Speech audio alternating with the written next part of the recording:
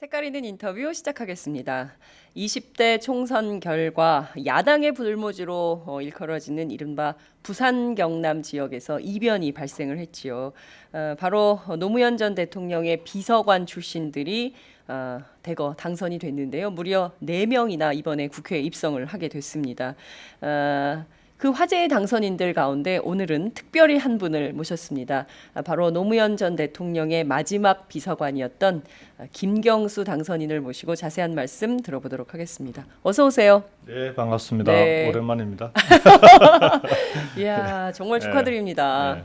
선거 기간 중에 뵀던 것 같은데. 네, 선거 때 김해에서. 제가 김해에서 유세차 뒤에서 늦었지만 다시 한번 감사드립니다. 근데 제가 그날 놀랬어요. 네. 그 김해 사거리 굉장히 넓은 사거리고 비가 많이 네. 오는 상황인데도 자리를 뜨지 않는 시민들이 그 사거리를 다 이렇게 메우고 있어서 네. 김경수 인기가 이 정도였나? 깜짝 놀랐습니다. 네, 우리 김해에서는 그렇습니다. 그러니까요. 정말 진짜 축하드리고요. 제가 사실은 늘 이렇게 보면 노무현 전 대통령도 그렇지만 문재인 후보였죠. 당시 2012년 대선 때 그때 늘 이렇게 수행하시면서 사실 기자들하고 많은 함께 얘기를 많이 하셨던 비서관 출신이신데 드디어 국회의원이 되셨습니다. 좀 다를 것 같아요. 남다른 의미가 있으실 것 같고 그리고 이게 벌써 3번째 도전이신 이제 거잖아요. 총선은 2번째고 중간에 예. 지방선거, 도지사 선거가 한 번 있었고요. 그러니까요. 그래서 예. 3세판이라고 그랬습니다. 예, 3세판을 통해서 예. 승리의 월계관을 쓰셨습니다. 좀 늦긴 했지만 그래도 당선 소감 한 예. 말씀 부탁드릴게요. 좀 늦긴 하네요. 당선 직후에 인터뷰에서 당선 소감을 많이 얘기를 했었는데 조금 네. 시간이 지나고 이제 차분하게 선거를 돌아보니까 조금 더 이제 뭐 감회나 이 선거 결과에 대한 생각들이 조금 새로워지는 건 좀 있습니다. 그러니까 그래요. 이게 이번 선거가 이제 김해 선거 승리라는 측면이 하나 있고 네. 또 하나는 부산 경남 지역의 승리라는 측면이 하나 있는데 우선은 김해 같은 경우는 이제 제가 우리 당에서 제일 높은 득표율로 당선이 된 거니까요. 네. 62.4%인데 김보겸 선배가 아깝게 0.1% 차이로 이유를 했어요. 62.3. 그다음에 이제 근데 제가 뭐 높은 득표율로 당선된 것도 된 거지만 이번에 김해는 가벌 국회의원 선거도 있었고 김해 시장 재선거가 있고 그다음에 봉하마을에 있는 진영 지역의 김해 시의원 재선거도 있었습니다. 거기에 이제 정당 투표, 비례대표 정당 투표까지 네. 합하면 총 5개의 선거가 치러진 셈인데 네. 5개 선거를 모두 다 더불어민주당이 1위를 했습니다. 그래서 이야. 5대0 선거다라고 이제 김해에서는 그렇게 얘기를 하는데 네. 이제 그러니까 최고 득표율 당선자도 나오고 5대0이라는 결과가 나왔으니까 이 김해 선거 결과를 이제 아는 사람들은 정말 대단하다라는 평가들을 많이 해주십니다. 그래서 이게 김해가 부산 경남 변화의 이제 바람의 시작 아니냐 그런 평가를 받고 있는 게 하나 있고요. 네. 그런 점에서 김해 시민들이 정말 대단하신 거고 우리 김해 시민들의 위대한 승리다 저는 뭐 그렇게 표현을 합니다. 그렇군요. 이 자리를 빌어 다시 한번 감사를 드리고 두 번째 이제 부산 경남 지역을 보게 되면은 이게 이제 3당 합당 체제 이후로 무너질 것 같지 않던 그 공고한 체제가 이번에 8명의 당선자가 나온 거 아닙니까? 노회찬 의원까지 포함하면 야권에서 9명, 울산의 무소속 2명까지 네. 합하면 11명의 당선자가 나온 거거든요. 네. 이게 어느 날 갑자기 이렇게 많은 당선자가 나오니까 사람들이 좀 의아해하는 네. 그런 분위기가 있는데 3당 합당 체제가 벌써 26년 됐습니다. 90년이었으니까. 네. 극복하는데 한 세대가 걸릴 거다라는 얘기가 있었거든요. 그런 진짜 점에서 이제 드디어 부산 경남이 정말 정상적인 지역 정치, 견제와 균형의 정치를 회복하는 그런 선거 결과를 부산 경남 지역 주민들께서 만들어 주신 거 아니냐 그런 점에서 좀 여러 가지 의미가 있는 선거 결과다 이렇게 봅니다. 그렇군요. 처음 선거 끝나자마자는 굉장히 뭐랄까 이제 약간 다소 흥분된 분위기에서 나왔다면 지금 한 달 정도 지난 다음에 당선 소감을 들으니까요. 굉장히 그 면밀한 분석, 뭐 여러 가지 생각을 차분한 하게 점검 이런 게 되는 것 같습니다. 예. 그동안 못 듣던 얘기를 지금 그 이 자리에서 듣게 되는 것 같은데요. 5개 선거구에서 전부 더불어민주당이 승리했다는 건 정말 큰 네, 의미가 영남 있는 것 같아요. 지역에서 정말 3당 합당 이후로 처음 있는 그런 근 30년 그러니까요. 만에 처음 있는. 예. 예. 그러니까 90년 민자당 네.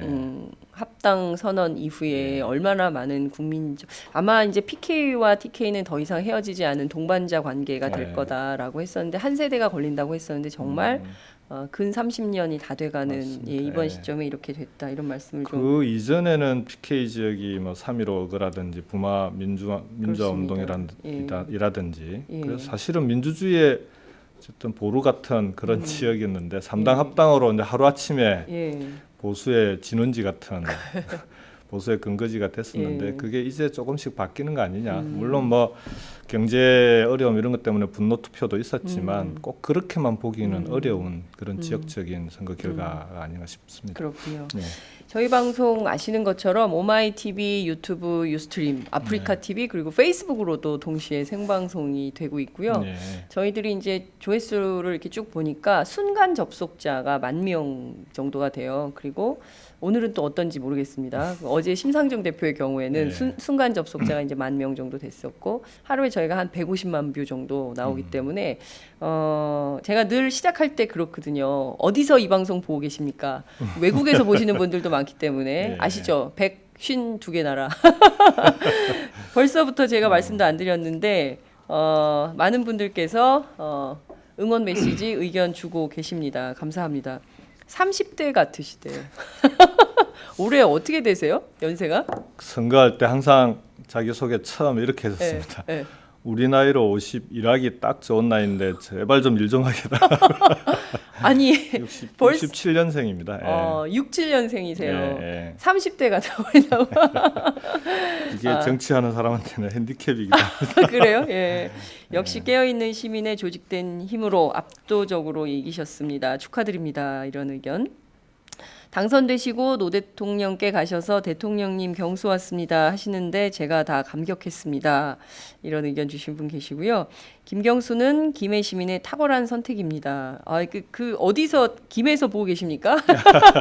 김해 시민들이 지금 뭐 의견을 주고 계시는 것 같습니다. 인천에서 보고 계시대요. 인천입니다. 날씨 다시 쨍쨍해졌습니다. 오늘 날씨가 좋은 모양입니다. 어제는 비가 왔었는데요. 여러분들의 의견 실시간으로 전해드리겠습니다. 의견 많이 주시기 바랍니다. 말씀하신 내용을 조금 더 이어가 보도록 할게요. 그 저희가 이제 오늘 정말 듣고 싶었던 얘기인데 그 부산 경남 그리고 김해 왜냐하면 저희가 이제 갔을 때 그런 얘기도 들었어요. 김해 시민들이 정치에 관심을 안 가졌더니 그 내 통장에서 돈이 빠져나가더라. 그래서 그게 무슨 얘기입니까 했더니 이제 무상급식 무상급식 얘기를 얘기죠. 하시는 거예요. 그래서 그동안 계속 그 새누리당 찍었지만 결국 지역 변화, 지역 정치, 지역 사회 뭐 지역 문화 전혀 변화가 없더라 이제 이런 비판이 있었는데 김해 시민들이 이번에 대거 5대 0의 선거를 만들어낸 가장 근본적인 기저에는 어떤 움직임이 있었다고 보십니까? 방금 말씀해주신 이제 무상급식 문제는 홍준표 지사 도지사께서 이제 사실상 젊은 학부모들을 깨어 있게 만든 그런 결과. 홍준표 지사가 오히려 30, 40대 초등학생이나 중학생 네. 아이들을 두고 있는 특히 젊은 엄마들 네. 그 전에는 정치가 자기하고는 아무 관련이 없다라고 생각하셨다는 거예요. 그랬다가 이제 무상급식 사태가 발생하고 나니까 그분들이 이제 거리로 나와서 1년 넘게 피켓팅도 하고 뭐 할 수 있는 온갖 그 무상급식 정상화 원상 회복을 위한 활동들을 하셨는데 네. 그 과정에서 만나 보면은 그렇게들 말씀을 하셔요. 정치가 이렇게 내 생활과 밀접한 연관이 있을 줄 몰랐다. 그러니까 돈 몇 푼 빠져나가는 것, 뭐 그것도 중요할 수는 있지만 네. 그것보다는 아이들이 학교에서 눈칫밥을 먹게 만드는 게 이제 더 큰 문제 아닙니까? 무상급식이라고 하는 네. 무상급식을 유상급식으로 만든 게 그래서 이제 그런 좀 자각의 계기를 만들어준 건 꽤 있었던 것 같고요. 그게 김해 같은 경우에는 다른 도시에 비해서 좀 젊은 도시입니다. 그러니까 평균 연령이 김해 을 지역 같은 경우에는 평균 연령이 37세고요. 오. 그 다음에 제일 많이 표가 나온 장유 3동 제가 사는 동네입니다. 네네. 아, 이만기 후보도 같이 삽니다. 한 동네 사세요, 이만기 유라라고 이제 네, 일컫는데 장유 3동의 경우에는 제가 한 2배 이상 표가 많이 나왔는데 거기는 평균 연령이 32세. 그래서 32세. 예, 정말 거기 있는 젊은 한 초등학교는 1학년이 14학급까지 늘어나요. 그래서 그런 학교가 있어요 요새? 그것 때문에 과대 감일 학교 때문에 아니 문제가 어떻게 되고 있는. 1학년만? 예. 그러니까 이제 6학년까지 다 있는데 계속 네. 늘어나서 올해 입학한 1학년이 14학급으로 늘어나. 세상에. 그러다 보니 아무래도 이제 평균 연령도 낮고 젊은 학부모들은 많겠습니까? 그런 영향이 하나 있고요. 네. 그다음에 근데 그것보다 더 큰 근본적인 원인은 아까도 말씀드렸던 분노 투표입니다. 그러니까 선거 다니면서 제일 많이 들었던 얘기 두 가지가 네. 먹고 살기 힘들다. 또 하나 제발 좀 싸우지 마라 이거거든요. 근데 국민들은 이렇게 먹고 살기 힘들고 경제가 나아질 기미도 보이지 않는데 네. 그걸 책임져야 될 정치인들이 공천을 놓고 자기들끼리 싸우고 있으니까 특히나 이제 새누리당의 그 유승민 네. 의원 파동이라든지 이런 걸 보면서 거기에 대한 실망과 분노가 기본적으로 너무 컸던 것 같아요. 네. 특히나 이제 PK나 TK 같은 지역은 새누리당에 대한 기대가 있는 네. 기대가 큰 또 유권자들이 많다 보니까 그만큼 실망도 컸던 것 같고요. 네. 그런 이제 분노 투표가 기본적으로 근본 원인이었는데 여기에 저는 두 가지가 경남 부산 지역에는 좀 있다고. 하나는 후보들의 면면이 과거와는 좀 달라졌다라는 겁니다. 후보 면밀. 예, 우리 더불어민주당의 후보들을 잘 살펴보시면 네. 당선된 후보들이 과거에 선거 시기에만 나와서 선거 때 선거운동하면서 지지해 달라라고 했던 그런 후보들이 거의 없습니다. 대부분이 한 번, 두 번, 세 번, 네. 많게는 5번까지 출마하면서 지역을 지키면서 특히 19대 총선 이후로는 줄기차게 4년 동안 네. 지역을 지키면서 지역 주민들과 호흡하고 지역의 현안들을 해결하기 위해서 함께 노력하고 어떤 그런 풀뿌리 민주주의의 그 소위 이제 우리 후보들이 뭐 좀 그런 모습을 지역 주민들에게 보여주고 신뢰를 얻었다는 측면이 하나 있고요. 네. 그리고 또 개개인의 면면을 보면은 뭐 새누리당 후보하고도 이 그 후보의 면면에 있어서도 뒤지지 않는 그런 대부분 뭐 청와대 비서관 출신들도 네. 많고 그러다 네. 보니까 그게 하나 있고 두 번째가 저는 뭐 노무현 대통령의 지역주의 극복을 위한 노력이 근본적으로 여러 가지 점에서 영향을 미쳤다고 봅니다. 특히 김해는 그 부분에 있어서는 더 이제 작용을 많이 한 거 아니냐. 그러니까 노 대통령이 봉화로 네. 고향으로 귀향하려고 했던 여러 가지 이유 중에 하나가 네. 나라도 내려가 있으면 그러면은 지역 주민들이 내 얼굴 봐서라도 좀 이 지역주의 극복하자고 이렇게까지 얘기하는데 도와주지 않겠냐 이런 생각이 좀 있으셨던 거거든요. 이제 그런 점들을 우리 지역 주민들께서 조금 이제 평가해주고 선거 결과에 반영해 주신 거 아닌가.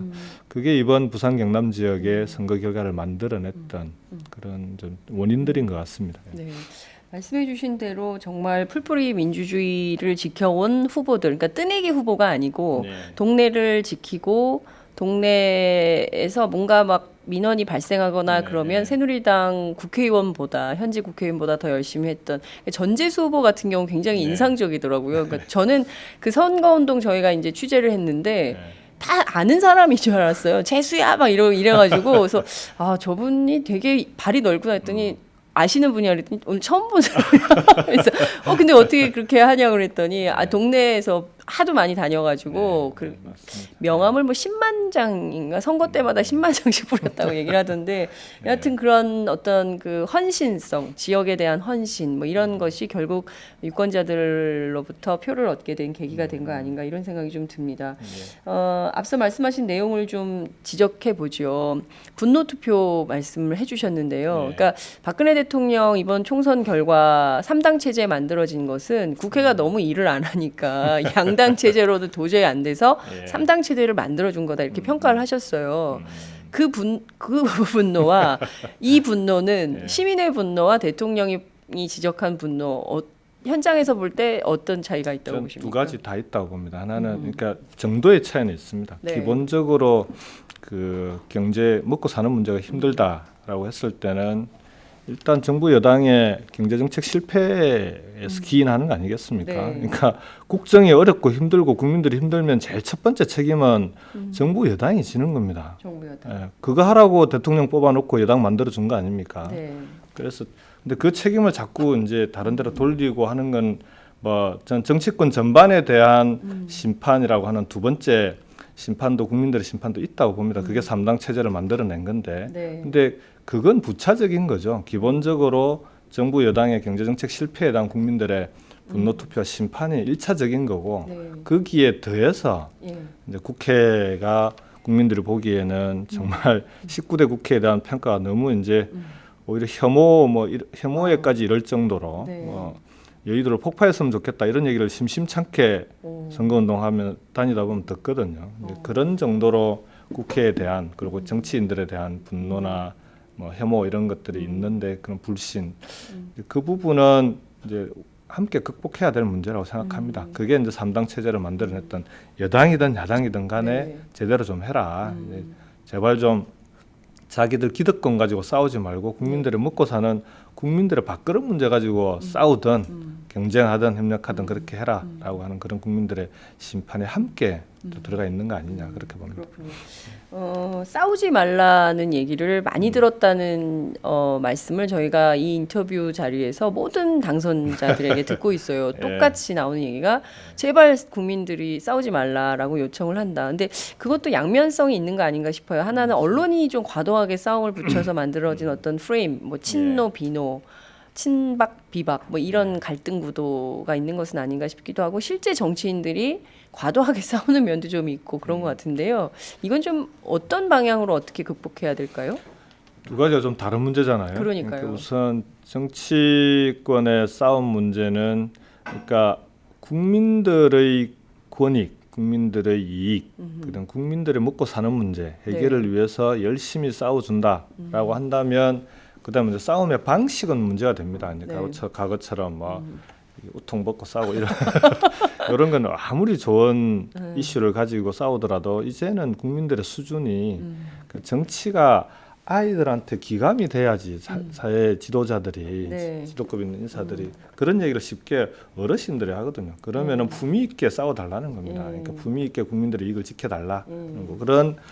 그런 식의 정치권, 정치 문화 전반의 수준을 올려달라고 하는 요구가 하나 있는 것 같고요. 네. 그리고 국민들을 위해서 좀 국민들의 이익을 지켜달라 이게 하나 있는 것 같고, 근데 그건 이제 20대 국회 숙제가 되는 것 같습니다. 근데 앞부분에 말씀하신 언론 문제는 이제 특히 종편 다니다 보면은 경로당 가서 인사드리면은 경로당 TV에는 항상 종편이 틀어져 있습니다.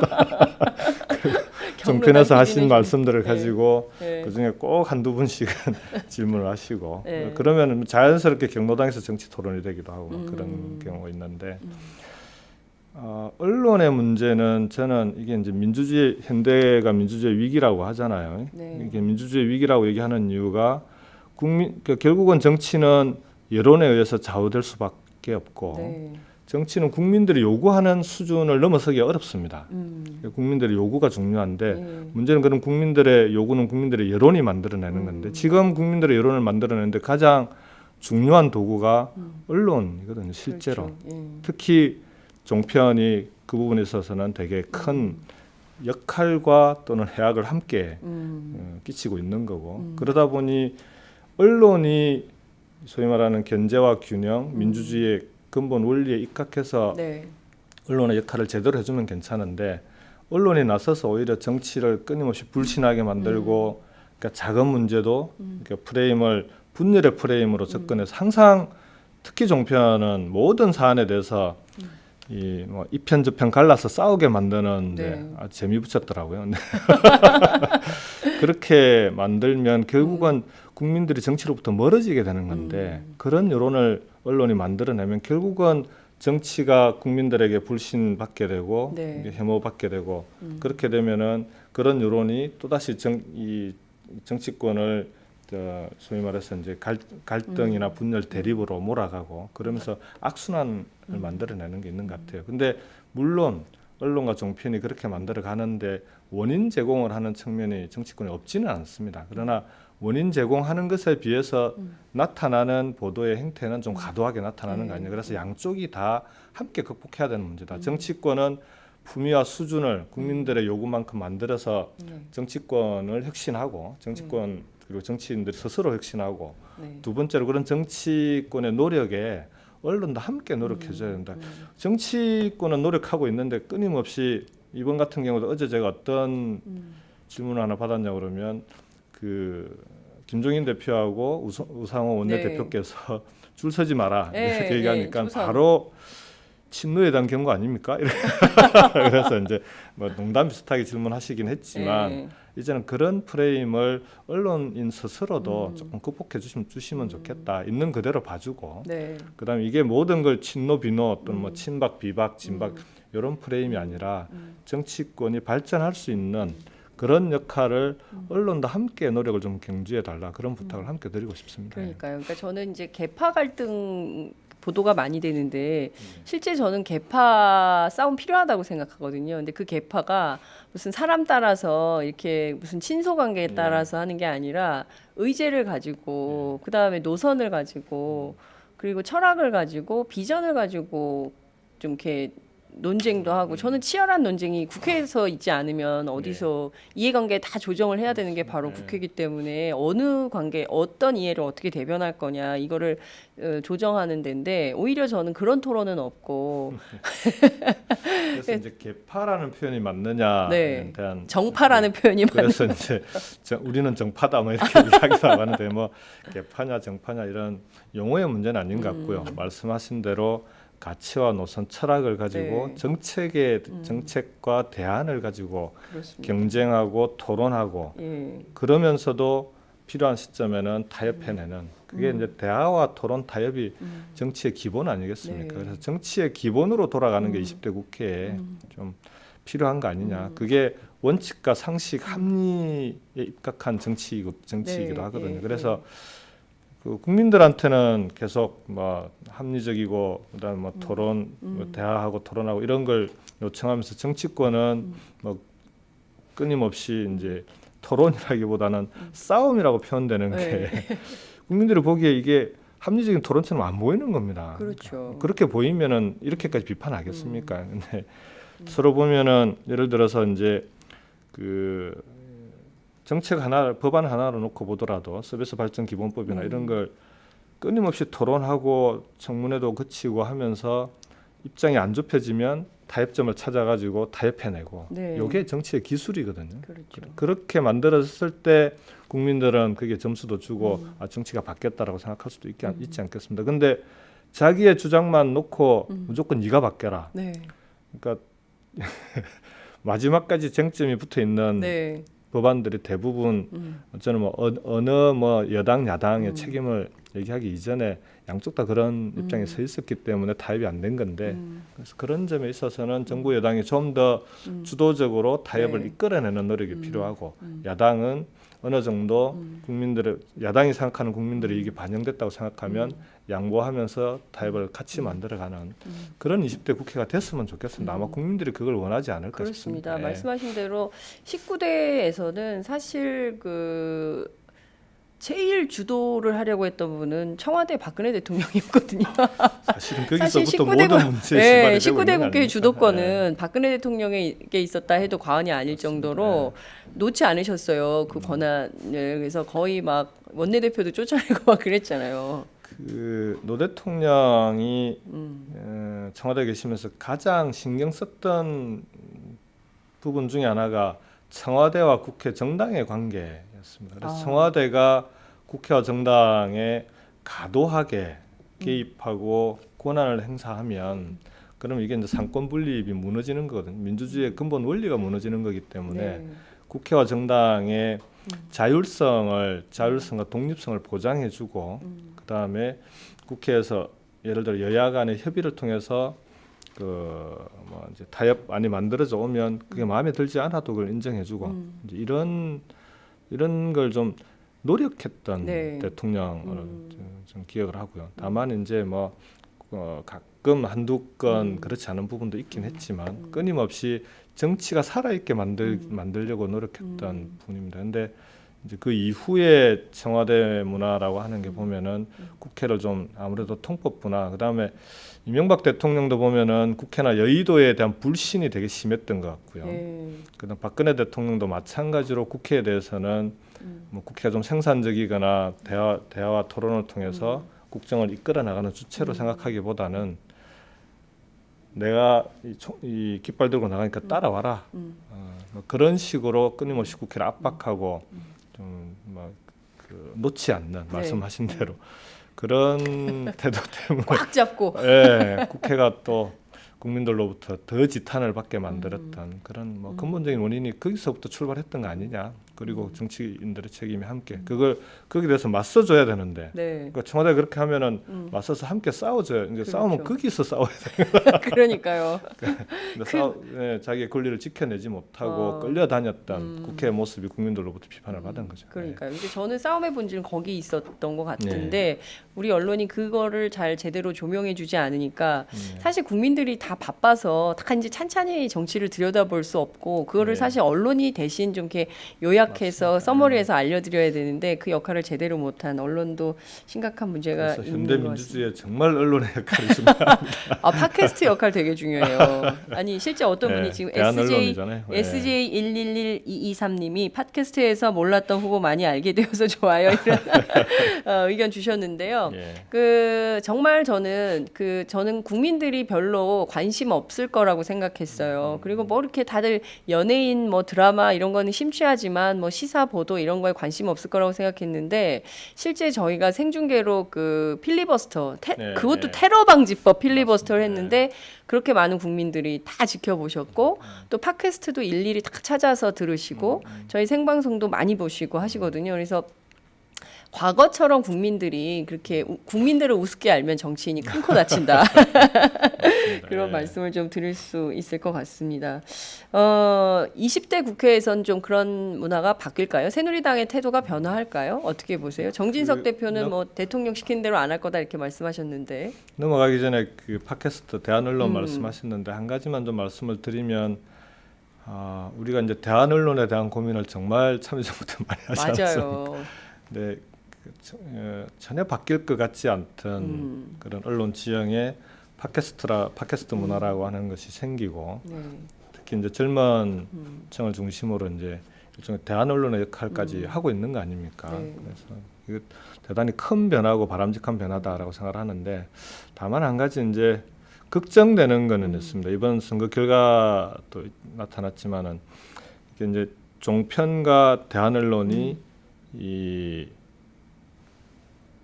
세대를 이제 소위 말하는 이제 어르신들은 종편, 네. 젊은 층은 팟캐스트 이런 문화가 또 이제 굳어지면서 이 세대 투표 경향이 강화되는 그런 좀 이 현상들이 계속 좀 이어지고 있는 거 아니냐. 그래서 이 종편과 대한 언론이 그런 이제 세대 침투, 제가 이제 침투라고 표현을 하는데 그걸 어떻게 해낼 수 있을까? 그거는 이제 각각의 언론들이 스스로 또 그런 노력들이 필요할 거고요. 그래서 우리 사회 전체적으로 그러니까 기존 언론과 대한 언론이 세대를 넘나들면서 접근할 수 있도록 만드는 그런 노력들이 함께 경주가 돼야 지금 이번 선거 결과에서도 나타났던 세대 투표 또는 세대 간의 갈등 이런 부분들이 좀 완화될 수 있지 않을까 그런 생각이 좀 듭니다. 근데 팟캐스트는 그렇지 않아요. 종편은 어르신들이 네. 많이 보시는 게 확실한데 저희가 이제 10사흘 동안 쭉 현장 취재를 다녔는데요. 현장에서 만난 수많은 분들 가운데 그리고 또 이제 저희가 이제 1주년 토크 콘서트 할 때도 보면 50대 이상이 네. 굉장히 많으세요. 그 팟캐스트 들으시는 분들에서 네. 뭐 아들이 해줬다, 딸이 해줬다 이런 분들도 네. 많으시고 그 직접 구미에서 네. 애청자가 저희 이제 그때 김해 그 끝난 다음에 이제 같이 함께 얘기했었는데 그분도 50대셨거든요. 그러니까 네.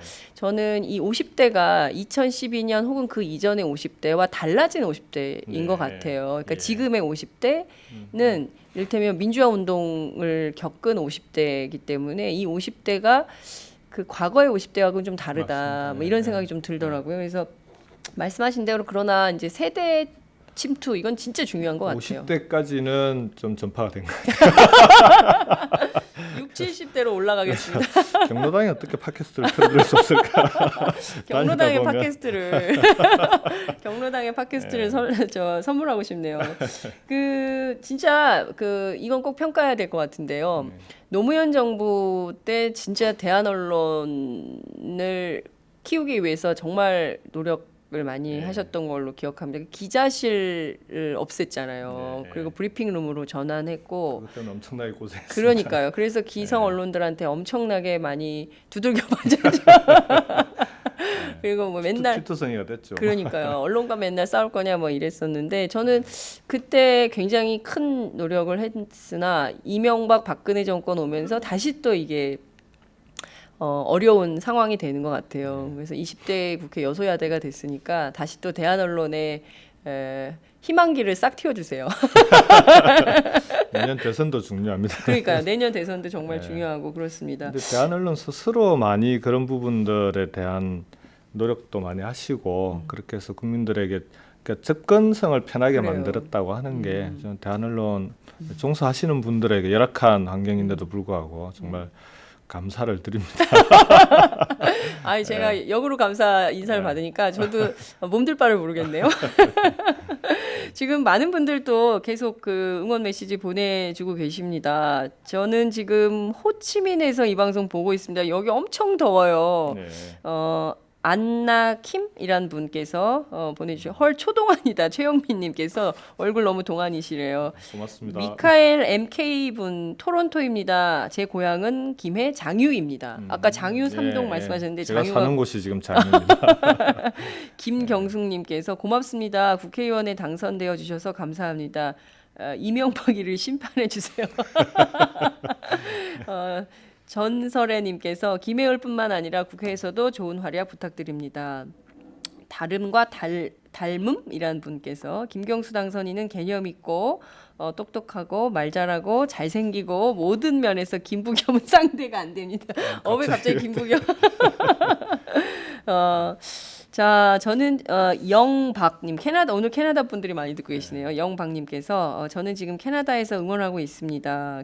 카라멜 마끼아또님 말씀 잘하시네요. 믿음직합니다. 경로 안나킴께서 경로당에도 오마이가 꼭 진출하시길 바랍니다. 네, 고맙습니다.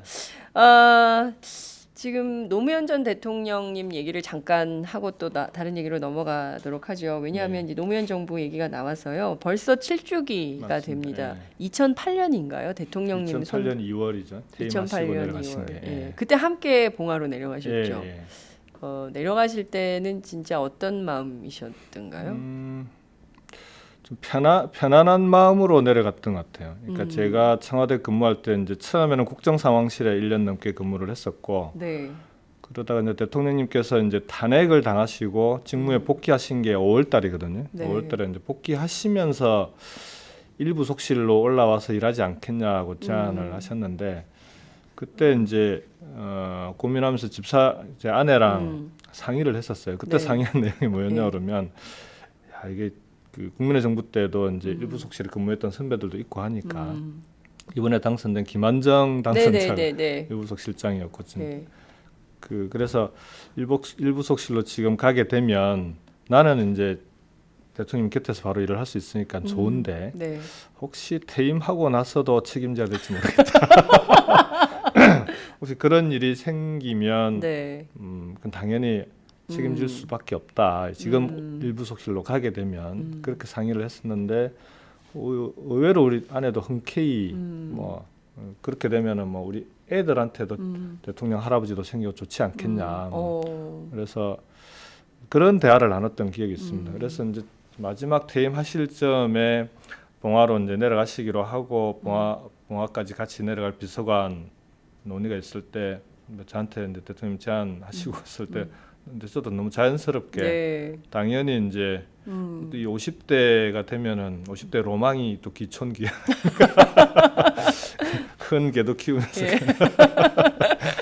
그래서 이제 가족들이 다 함께 봉화로 가는 데 대해서 김해로 가는 데 대해서 크게 뭐 어려움이 없었던 것 같아요. 그래서 네. 가족들하고 내려올 때는 오히려 편안한 마음으로 대통령님과 함께 저도 이제 노후를 설계할 수 있는 그런 계기였던 것 같아서 그때 아이들이 몇 학년이었어요? 2008년에? 큰 애가 이제 중학생이었고요. 어. 이제 중학교 6학년, 큰 애가 6학년, 작은 애가 3학년, 초등학교 6학년, 3학년 그랬습니다. 그래서 이제 2008년 연말에 이제 김해로 내려와서 같이 이제 큰 애는 중학교 입학하고 큰 애는 중학교 입학하고 작은 애는 4학년으로 올라가고. 그때 되면 엄마들이 전부 강남으로 가야 된다고 생각하는데 예. 강남 가서 학원 돌려야 된다고 생각하는데 김해로 가셨어요. 그죠? 그 이제 서울에서는 웬만큼 살아볼 만큼 살아요. 근데 저희들이 제가 이제 촌놈 출신이라 고성군 개천면 출신입니다. 그래서 제가 개천 출신입니다. 아 개천에서 용난 거예요? 이묵이라고 하죠. 근데 시골에서 이제 저도 살아봤잖아요. 그래서 애들이 자랄 때 시골에서 자라는 경험을 꼭 한번은 해주고 싶다 이런 게 좀 있었습니다. 그러니까 도시에서만 자란 아이들과 네. 그 시골에서 뭔가 이제 그 시골의 자연과 함께 자란 아이들은 좀 분명히 좀 차이가 있다고 봅니다. 세상을 바라보는 눈이나 사람을 대하는 태도나 이런 데 대한 차이가 있기 때문에 그래서 그런 환경을 애들한테 줄 수 있으면 그 뭐 저로서는 오히려 좀 아이들한테 선물을 준다라고 애들은 전혀 그렇게 생각 안 했을 수도 있는데 그래서 뭐 크게 저기 김해로 내려오는 데 대해서 다들 가족들이 그 문제를 느끼거나 뭐 그런 건 아니었던 것 같은데 나중에 보니까 애들은 고생을 했더라고요. 아내도 약간 고생을 하고 저는 이제 경남 출신이라 네. 제 이제 고향은 아니지만 경남으로 돌아온 건데 아내는 전남 출신의 서울에서 네. 그렇고 경남하고는 아무런 연고가 아이들도 이제 서울말 쓰고 하는데 경남에 내려오면은 아무래도 경상도 네, 아이들이 네, 좀 네, 그 터프합니다. 약간은 좀 거친 면이 있고 네. 이제 근데 아이들이 거친 게 아니라 말투가 아무래도 경상도 사투리가 더 세니까 처음에 내려와서는 아이들이 자기들 별로 안 좋아하는 것 같아요. 나중에 보니까 이제 경상도 사투리에 적응하는데 몇 개월이 걸렸더라고요. 그래서 이후에는 뭐 그런 거 없이 다들 좀 만족해하는 지금은. 그렇군요. 예. 그 2008년에 그렇게 내려오셔서 2009년에 대통령님이 떠나시게 되셨어요. 그때 굉장히 그 장면을 저는 기억합니다. 이렇게 굉장히 시리에 찬 표정. 그때 굉장히 헬스케지셨던 그 얼굴 아마 많은 분들 기억할 텐데요. 벌써 7년이네요, 그죠? 그때 생각하면 지금도 마음이 어떠세요?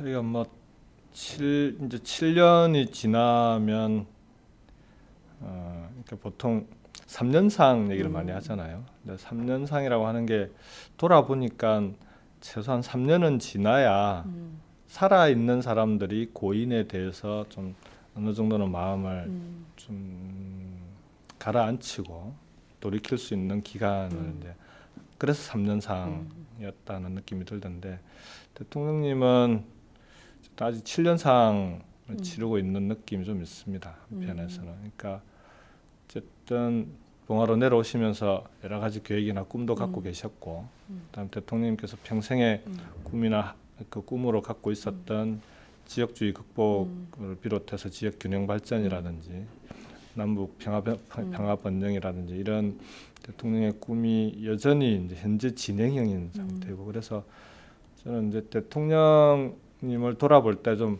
마음 편하게 돌아보려면 그런 대통령의 꿈이 어느 정도 좀 실현되고 이 정도 했으면 대통령과 함께 우리가 숙제라고 생각했던 이제 숙제 좀 했습니다. 이렇게 얘기할 수 있는 시점이 돼야 좀 웃으면서 얘기할 수 있지 않을까. 지금은 여전히 좀 돌아보면은 조금은 그래도 이제 이번 선거 결과를 가지고 대통령님께는 대통령님 저희들 이렇게 만들어서 왔습니다라고 말씀드릴 수 있는 결과라서 다행스럽긴 한데 그래도 아직 갈 길이 좀 먼 것 같습니다. 4월 14일이죠. 그러니까 네. 선거 끝나자마자 이제 묘소에 가셔서 대통령님 경수 왔습니다. 이렇게 지역주의 극복에 대한 메시지를 던진 게 또 화제가 됐습니다. 어떤 마음으로 가셨어요? 그 뭐 약속을 했었습니다. 그러니까 제가 2012년 총선 출마했을 때도 네. 2012년도는 정치인 김경수로 선거를 치르는 게 아니라 그때는 정말 노무현 대통령 마지막 비서관으로 선거를 치렀던 총선이었는데, 그러니까 출마했는데 저도 김해 사람들 아는 사람이 거의 없고 아하. 김해 시민들도 김경수가 누군지 잘 모르고 단지 노무현 대통령 마지막 비서관이 선거에 나왔다더라, 좀 짠하니까 좀 도와주자, 이런 네. 선거였던 것 같아요. 근데 2012년도는 선거라고 하는 게 시민들이 그런 이유만으로 김해를 맡기고 시민들의 삶을 맡기지는 않더라고요. 그래서 뭔가 자기의 삶을 책임질 수 있는 그런 사람들을 선택하는 게 선거였던 것 같고, 그게 이제 4년 준비해서 이번에 이제 시민들이 그렇게 선택해 주신 거 아니냐 싶은데, 그때 당시에 2012년도에 출마하면서 꼭 선거 다음 날 당선증을 들고 대통령님 찾아뵙겠다고 2012년도에 약속했던 게 있고요. 그리고 이제 뭐 당연한 도리라고 생각합니다. 다만 이번에 이제 14일 날 이제 저 혼자만이 아니라 이번에는 부산 경남 지역에 당선자들이 많이 나왔으니까 경남만 해도 3분이 나왔잖아요. 그래서 이제 김해 당선자들하고는 김해 충원탑에 가서 먼저 예. 참배를 했고, 경남 지역 당선자들하고는 3.15 민주묘지에 가서 참배하고, 그리고 이제 대통령님께 와서 함께 이제 참배를 드렸죠. 예. 그렇구나. 그 앞서 밀린 숙제 하려면 아직 한참 좀 남은 것 같다, 할 일이 많다, 이런 말씀 주셨습니다. 이제 20대 국회 곧 개원을 하게 될 텐데요. 하나하나 좀 할 숙제들을 한번 우리가 리스트업을 한번 해보죠. 숙제가 많기 때문에 네. 우선 국회 안에서는 그 하실 숙제들이 어떤 숙제들을 좀 준비하고 계신지 궁금해요. 뭐 지금 여러 번 말씀을 드린 것 같은데, 네. 그러니까 19대 국회까지 국민들이 정치권, 국회에 대해서 갖고 있는 불신이나 거의 혐오에까지 이런 국민들의 그런 마음을 좀 돌려낼 수 있는 국회가 돼야 될 것 같습니다. 그래서 그건 저는 정치 문화를 바꾸는 거다, 기본적으로. 거기에는 첫 번째가 상대방에 대한 인정이 필요합니다. 그 상대를 인정하지 않고는 대화도 토론도 어렵거든요. 근데 지금까지의 우리 대한민국의 정치 문화에서 상대당, 특히 여당 야당 간에 상대방을 인정하고 또는 상대방을 이해하고 접근하는 그런 정치 문화가 뿌리 내리지 못했다고 봅니다. 그러니까 이제 국정의 파트너로 인정해줘야 되는 거거든요. 야당이 의석수가 적건 많건, 네. 그다음에 여당이 아무리 의석수가 많다 하더라도 기본적으로 야당을 지지하는 국민들이 있는 거 아닙니까? 그렇습니다. 50% 가까운 예. 국민들이 있기 때문에 그건 야당을 존중하는 게 아니라 국민들에 대한 기본적인 도리자 존중을 해야 되는 겁니다. 그래서 그런 상대방에 대한 상대방을 인정해주는 문화를 좀 뿌리 내려야 될 것 같고요. 그렇게 되면은 야당을 국정 파트너로 인정하기 시작하는 순간 모든 문제는 좀 자연스럽게 풀려 나갈 수 있다. 네. 또 당연히 생각이 다를 수 있거든요. 이 관련돼서 경제 정책과 관련해서 네네. 정책이라고 하는 게 결국은 예산을 어디다 우선적으로 배정할 거냐의 문제 아닙니까? 네. 그게 생각이 다를 수 있는 거니까 생각이 다르면 토론해서 다른 생각들을 좁혀내고 끝까지 안 좁혀지면 절충해서 중재안을 만들어서 통과시키고 이런 문화가 만들어지면 저는 20대 국회 정치권이 좀 바뀌지 않을까. 그러기 위해서 초선들의 좀 역할이 좀 필요하다. 그러니까 기존에 이제 재선 이상의 의원님들을 보면은 기존 정치 문화에 아무래도 좀 젖어 있거나 익숙해 있을 수 있어서 네. 초선들이 그런 점에 있어서는 좀 끊임없이 문제 제기하고 이제 20대 국회가 각오하는 좀 다른 국회가 될 수 있도록 하는 역할을 해야 되는 거 아니냐 상임위는 생각합니다. 좀 정하셨어요? 산업통상자원위원회를 일지망으로 지금 생각하고 있습니다. 예. 뭐 다른 인터뷰에서도 여러 번 밝히긴 했는데 네. 제가 이제 대한민국에 해결해야 될 세 가지 큰 숙제가 저는 이제 첫 번째가 빈부격차의 해소가 있고요. 두 번째가 수도권과 지방의 네. 지역 간의 격차, 예. 있고 세 번째가 남북 간의 격차라고 생각을 하는데 그 중에서 이제 가장 우선적인 게 이제 부의 불평등, 빈부 간의 격차라고 보거든요. 네. 그 중에서도 대기업과 중소기업 문제가 좀 대단히 큰 문제라고 네. 보는데 마침 김해가 중소기업이 7,000개가 넘습니다. 아 그래요? 전국에서 두 번째로 중소기업이 많은 도시입니다. 잘 모르시는데 예, 분들이 몰랐어요. 안산이 제일 많고요. 안산. 그 다음이 2위가 김해입니다. 근데 문제는 공장들이 많은 겁니까? 그렇죠. 문제는 아주 영세하고 작은 중소기업들입니다. 그러다 보니까 좋은 일자리보다 나쁜 일자리가 많고 그래서 이런 중소기업들을 영세 중소기업들을 집중적으로 지원하고 육성해서 좀 중견 강소기업으로 만들어내야 그래야 이제 좋은 일자리들이 늘어나고 좋은 일자리가 늘어나야 기본적으로 경제가 돌아가지 않겠습니까? 그래서 그런 점에서 산업통상자원위원회에서 이런 대중소기업의 문제, 근본적으로는 빈부격차의 문제를 해결해내는 데 좀 역할을 좀 했으면 좋겠다 하는 취지에서 네. 일단 일지망으로 산업통상자원위원회를 지망을 했습니다. 그렇군요. 지역 격차와 빈부 격차를 동시에 할 수 있는 방법도 될까요? 산자위에서 그런 역할을 할 수 있을까요? 저는 뭐 지역 격차를 근본적으로 해소하지 못하겠지만 네.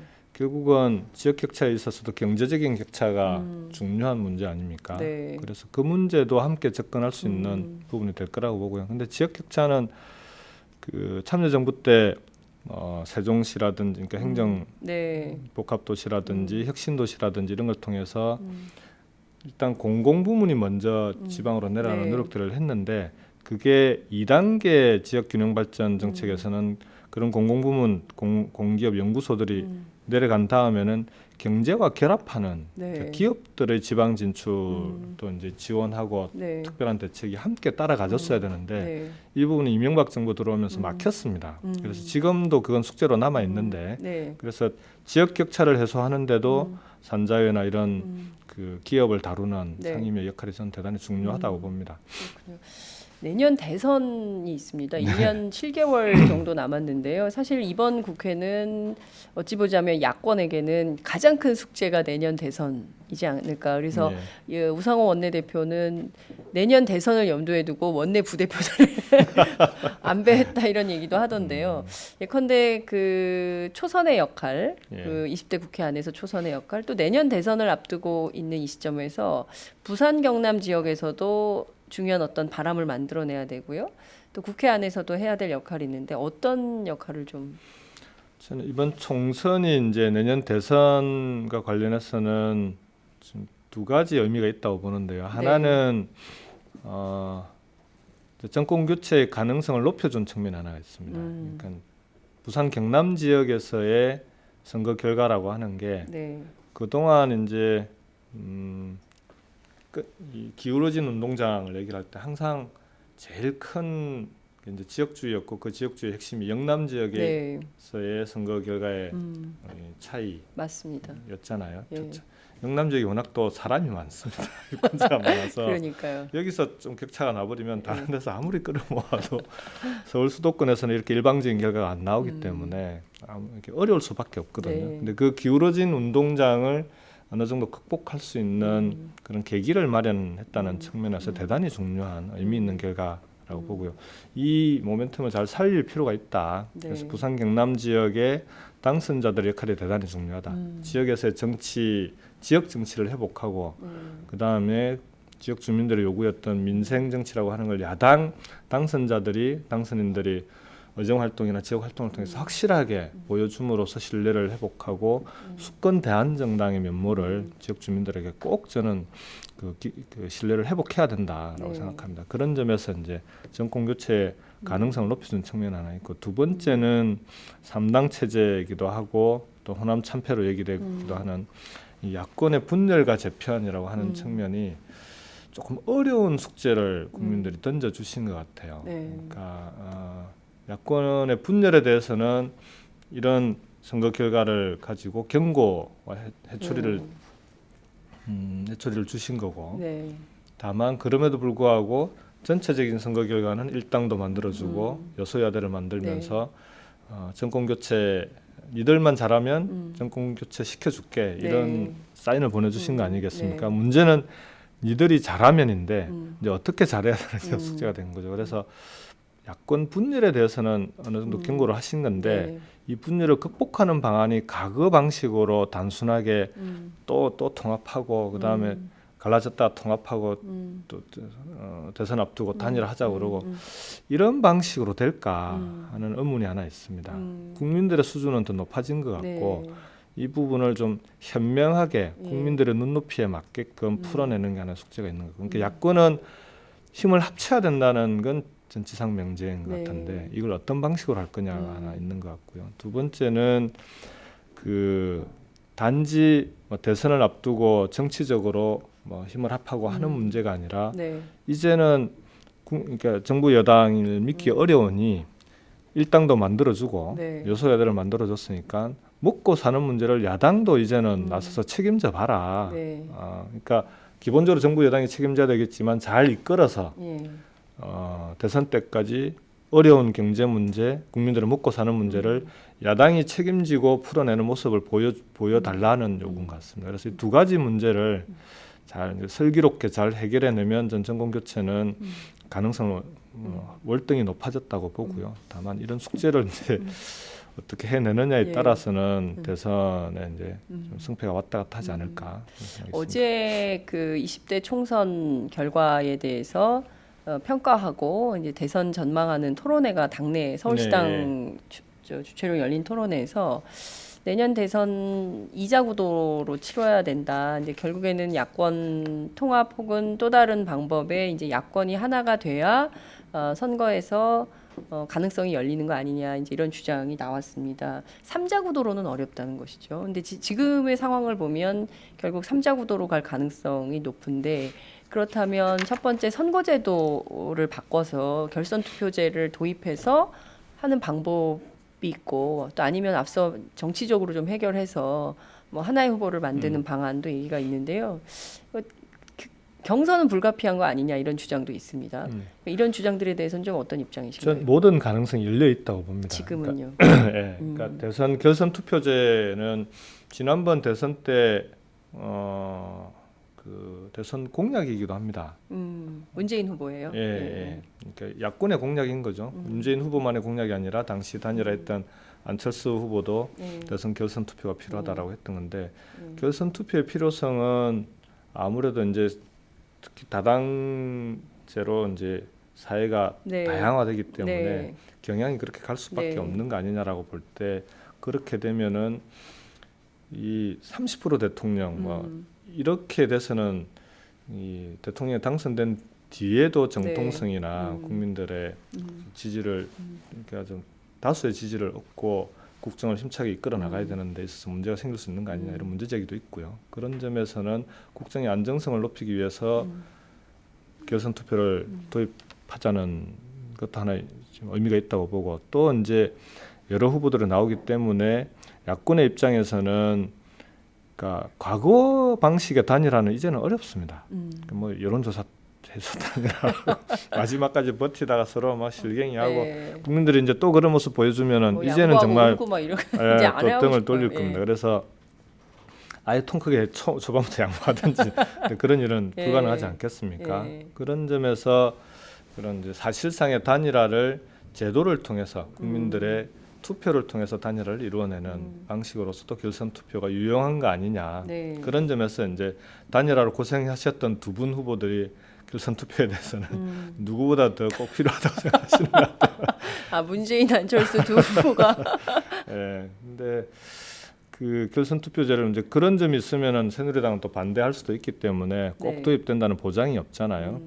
그러면은 정치적인 그러니까 그 단일화도 네. 저는 꼭 염두에 두고 미리 지금부터 준비해 나갈 필요가 있다고 보고요. 근데 네. 그건 어떤 방식으로 가능할지는 좀 이제는 그러니까 서구 사회들을 보면은 이 연정을 다양한 방식으로 네. 하는데 사회가 좀 유연해질 필요가 있는 것 같고요. 정치도 좀 유연해졌으면 좋겠습니다. 정책을 놓고도 좀 다양하게 연대하고 네. 또는 뭐 그런 걸 도입을 하고 그다음에 그 과정을 통해서 정책과 노선이 비슷한 정당들끼리는 함께 하고 그래서 대선을 앞두고는 미리미리 이제 대선에 대해서 후보를 단일화한다거나 그러니까 한 후보를 낸다거나 내부 경선을 통하거나 그래서 그렇게 할 수 있도록 당대당으로도 후보를 경선해서 하나로 만들 수 있도록 하는 네. 그런 지금은 선거제도상 그게 불가능합니다. 네. 그래서 이제 그런 제도적인 측면의 보완 이런 것들을 함께 좀 가져야 되지 않을까. 그래서 이거는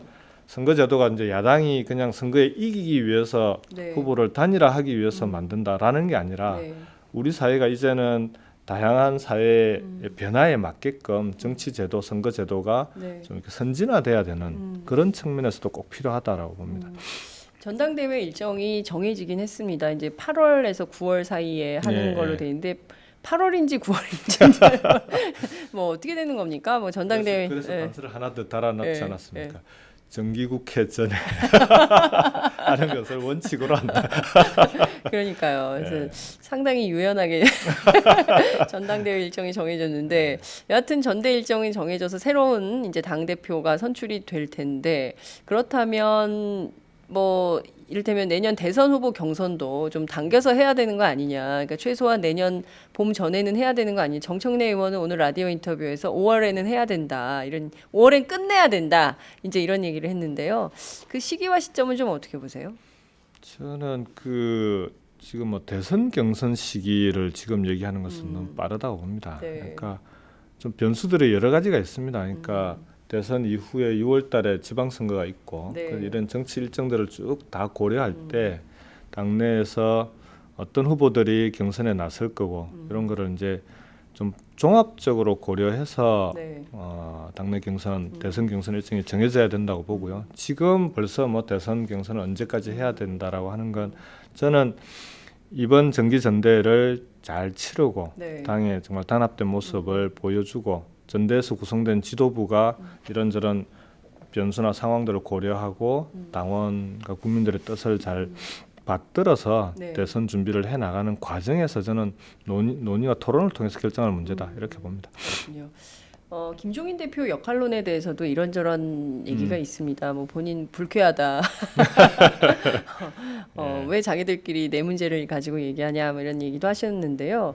좀 어떻게 보세요? 초선 의원으로서 감히 대표의 역할에 대해서 얘기하기 어렵지만 그래도 하실 말씀은 있으실 것 같아요. 제가 이제 당선된 이후에 인터뷰를 아무래도 이제 지역 언론도 많이 네. 하고 하다 보면 꼭 질문이 네. 그 질문이 나옵니다. 네. 근데 그때마다 저는 항상 일관되게 답변을 드렸었는데요. 세상의 모든 일에는 다 공과가 있고 양면이 있기 마련입니다. 근데 그걸 어느 하나의 측면만 강조해서 얘기하는 건 그게 이제 갈등과 분열의 씨앗이 되는 거거든요. 그래서 김종인 대표는 저는 공의 측면이 많은 거죠.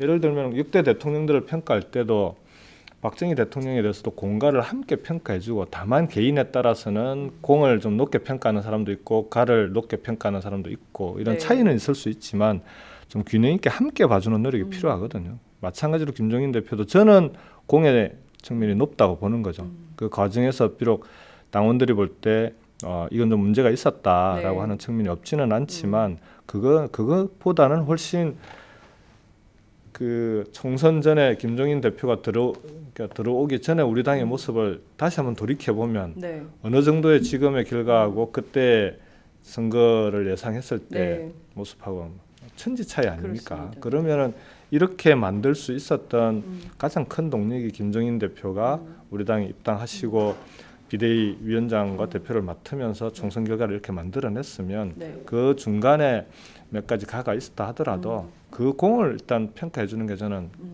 맞다고 보고요. 네, 네. 그 다음에 길게 대선까지 보더라도 저는 김종인 대표가 갖고 있는 제일 큰 역할 중에 하나가 앞으로 우리 당이 유능한 경제 정당, 특히 국민들의 먹고 사는 문제를 해결해 줄 수 있는 그런 정당의 모습, 대한 정당의 모습을 국민들에게 꼭 신뢰를 그 받아야 되는데 네. 그런 점에 있어서는 김종인 대표가 경제민주화라든지 그다음에 경제 문제에 있어서는 충분히 큰 역할을 하셔야 되고 또 하실 수 있는 분이시고 그래서 그런 역할을 해주시기를 저는 이제 기대도 하고 해야 된다고 봅니다. 그렇군요. 네. 근데 이제 당내에서도 그렇고 당 밖에서도 그렇고 김종인 대표의 경제 민주화에 대한 어떤 전도사 뭐 이렇게 그리고 또 헌법 조항에 경제 민주화 조항을 넣은 뭐 이런 것은 평가할 만하다. 그러나 너무 올드한 시대의 개념을 갖고 예. 계신 거 아니냐. 그리고 사실상 그 경제 민주화의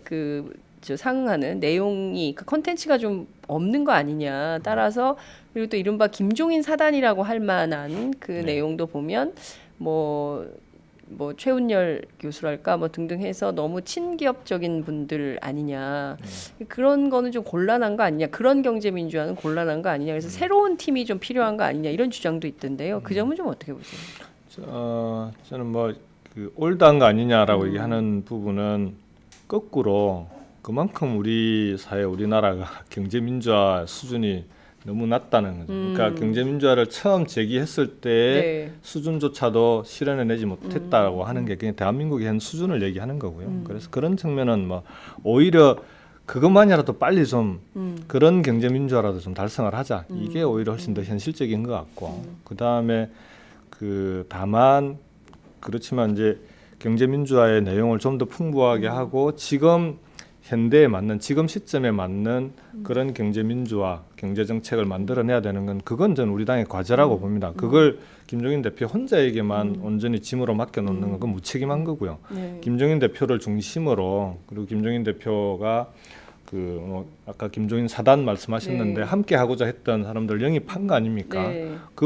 그분들은 어쩌면 기존에 우리 당에 있는 사람들로서는 바라보지 못하는 경제 측면들 또는 경제 시각, 경제에 대한 시각들을 제공해 줄 수 있는 분들이라고 봅니다.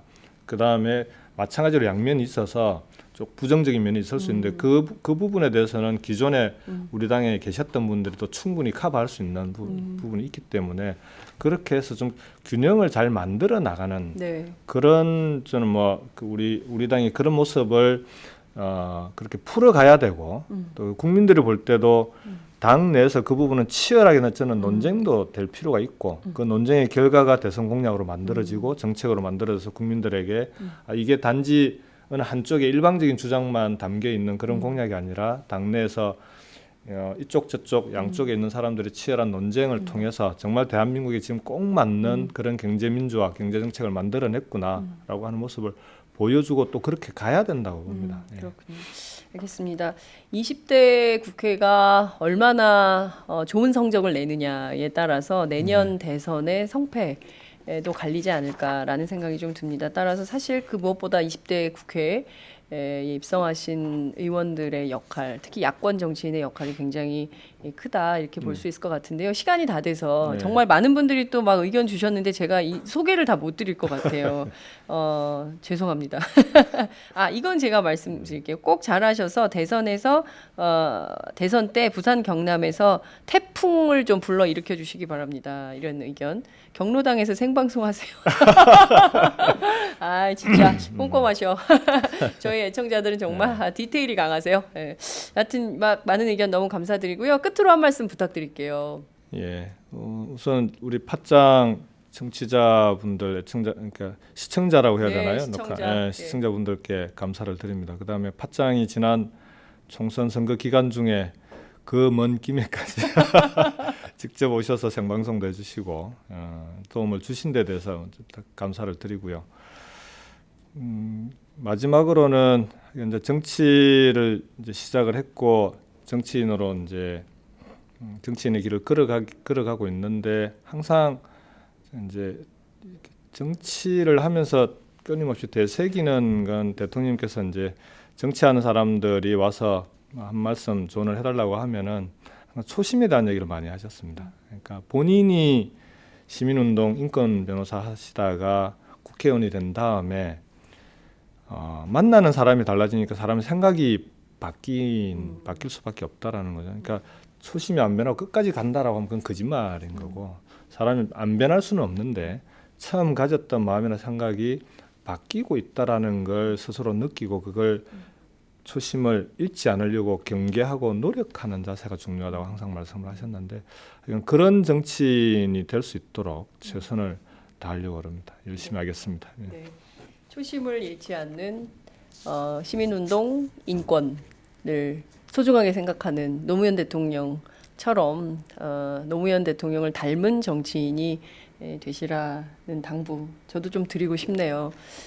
사실 운동권이 욕먹는 정치이지 않습니까? 학생운동, 뭐 노동운동, 인권운동, 뭐 운동권 문화 이렇게 해서 굉장히 폄훼되는 측면이 있는데요. 80년대 한국 사회에서 민주화를 일궈냈던 그 열정으로 다시 20대 국회에서 그 열정을 발휘하는 그런 정치가 됐으면 좋겠습니다. 오늘 말씀 정말 잘 들었습니다. 네. 고맙습니다. 네, 고맙습니다.